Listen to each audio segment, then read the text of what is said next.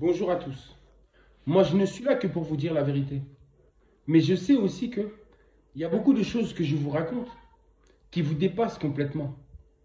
Mais je ne vous en veux pas et je comprends. Parce que c'est normal. Parce qu'on vous a menti depuis tellement si longtemps que maintenant que la lumière vient à vous, vos yeux n'ont pas la capacité de supporter cette lumière. C'est normal, ça vous fait un choc. Parce que j'ai dit on vous a menti depuis trop longtemps. Et quand la vérité vient, vous avez encore du mal à accepter. Donc, raison pour laquelle je fais la quatrième partie du vidéo que j'ai fait sur le sujet, où je dis que nous sommes des créatures des eaux. Où je dis que l'eau, c'est la vie. C'est la source de la vie. Oui, l'océan primordial. Le manque d'eau, c'est la sécheresse. Et le trop plein d'eau, ce sont les inondations. Les pluies diluviennes, torrentielles, les tsunamis, etc. Donc vous avez vu, tout ça c'est l'œuvre de l'eau. L'eau est toute puissante. L'eau est créatrice, mais elle est aussi la plus destructrice. Plus destructrice que l'eau, il n'y a pas. Nous sommes tous des créatures des eaux, sorties de l'eau et contenant en nous de l'eau. Donc maintenant, je vais vous montrer la ressemblance qu'il y a entre nous les créatures qui vivons sur la terre, ainsi que dans le ciel. Je vais comparer les créatures du ciel avec les créatures vivant sur la terre. Je vais comparer ces deux aux créatures qui vivent dans l'eau, dans l'océan. Les poissons, ce que vous appelez, les poissons. Maintenant, vous allez voir qu'il y a une grande ressemblance entre nous. Une grande ressemblance. Nous sommes créés exactement de la même manière. Nous provenons de l'eau. Sauf que les créatures des eaux, les poissons sont restés dans l'eau. Mais nous, quand il y a eu marée basse, quand la terre, quand le niveau de la mer est descendu à certains endroits, la terre est apparue. Et dès lors, il y a eu les conditions propices à notre existence, à nous les humains ainsi que les animaux. Vous avez compris ça?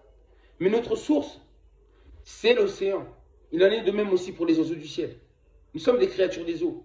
Et nous sommes composés d'eau. Regardez d'abord le mensonge, comment ils vous ont menti. Dans la Bible, la Torah ou le Coran, il est écrit, comme je vous ai dit que ce n'était pas la parole de Dieu, ce sont la parole des hommes. Ce sont les hommes qui ont écrit cela, en disant que l'homme a été créé par la poussière de la terre. Ce n'est pas possible, parce que la terre a besoin de l'eau, car l'eau contient la terre, l'air et le feu. C'est l'eau qui contient la terre.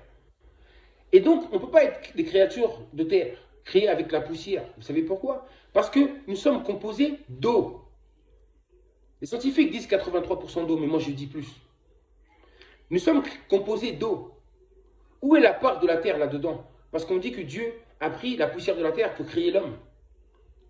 Mais ce n'est pas possible parce que nous sommes des créatures d'eau. Les scientifiques vous le démontrent bien que notre corps est composé d'eau. Donc cette histoire de la création est fausse. Quand on dit que Dieu a endormi Adam pour lui prendre la côte pour créer Ève, c'est faux. Nous ne sommes pas les créatures de la terre. Nous sommes des créatures des eaux. Voici maintenant les ressemblances qu'il y a entre nous et les oiseaux et les poissons de la mer, les créatures des eaux. Regardez les yeux des êtres humains. Nous avons tous des yeux globuleux, tel un poisson. Vous avez vu? Les yeux globuleux. Les oiseaux du ciel ont exactement les mêmes yeux globuleux que nous. Les animaux aussi. Un chat, un chien, une girafe, nous avons tous des yeux globuleux. Une ressemblance. Nous avons exactement le même système de fonctionnement, c'est-à-dire pour respirer. Au niveau des poumons, nous avons tous des poumons. Les poissons possèdent des poumons, les êtres humains des poumons, les oiseaux aussi. Même si que nous n'avons pas les mêmes formes de poumons, ou non plus la même quantité, mais en tout cas, nous avons des poumons. Nous avons le même système respiratoire. En parlant du nez, il en est de même. Les oiseaux aussi ont un nez qu'on appelle le bec. Mais c'est le même système de respiration. Nous les humains, nous avons des nez. Et ensuite, les poissons aussi ont une forme de nez différente qui leur permet de respirer en réalité. Donc, rien que pour vous dire déjà les yeux globuleux déjà, rien que quand vous regardez ça, vous voyez que nous sommes semblables à des poissons. Et qu'il y a des hommes qui ont même la morphologie de certains animaux qu'on trouve sur la Terre. Vous savez de quoi je parle? Il y a des humains qui ont un côté animal, quand vous regardez bien. Plus une tête de lion, l'autre il a plus une tête d'oiseau. Vous voyez ce que je veux dire? Il y a déjà cette ressemblance-là. Maintenant, je vous fais cette ressemblance par rapport aux poissons qui se trouvent dans l'eau. Vous avez vu quand j'ouvre mes yeux comme ça? Nous avons tous des yeux globuleux. Nous sommes des êtres globuleux, car nous provenons de l'eau. Mais sauf que maintenant, l'homme s'est adapté aux conditions de vie sur la terre. Du fait qu'il marche avec ses deux jambes. C'est l'eau qui a donné cette forme-là. Tout comme c'est l'eau qui a donné aussi cette forme aussi aux oiseaux du ciel. Il leur a donné des ailes pour qu'ils puissent voler. Dans des hautes altitudes. Et raison pour laquelle ils ont un bec, leur permettant de respirer à cette hauteur, à cette attitude élevée. Vous comprenez pourquoi en réalité? Nous sommes tous unis grâce à l'eau. C'est l'eau qui nous relie tous, les créatures du ciel, de la terre et de l'eau. C'est l'océan, car nous provenons tous de l'océan.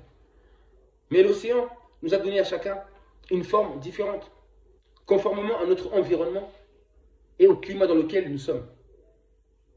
L'eau est toute puissante. C'est l'eau qui a toujours été et c'est l'eau qui sera toujours. Et en ce moment, comme je vous ai dit, il y a soit un manque d'eau, raison pour laquelle vous voyez beaucoup de sécheresse partout autour du monde, ou soit il y a un trop plein d'eau, raison pour laquelle vous voyez des inondations, des déluges, etc. partout autour du monde, actuellement. C'est l'eau qui va établir sa justice. C'est l'eau qui règne. Et nous sommes tous des créatures des eaux. Comparez-vous aux poissons, comme je viens de dire, vous allez voir. Comparez-vous aux animaux, vous allez voir que nous sommes tous les mêmes. Et que nous sommes des créatures des eaux. Voilà tout ce que je vais dire. Je vous donne juste un dernier exemple, en fait, que je voulais vous donner, pour passer à autre chose.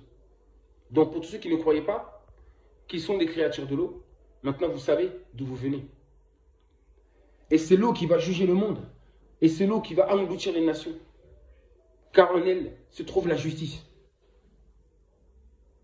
L'eau est créatrice, mais elle est aussi destructrice.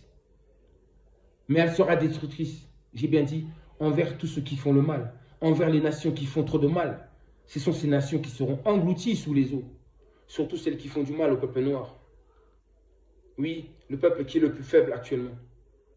Le peuple qui est piétiné, écrasé, dont personne ne respecte. Il n'y a pas une terre où les Noirs ne sont pas détestés. Que ce soit en Asie, en Amérique, en Europe, partout où les Noirs se trouvent, ils sont détestés. Vous savez que c'est la vérité.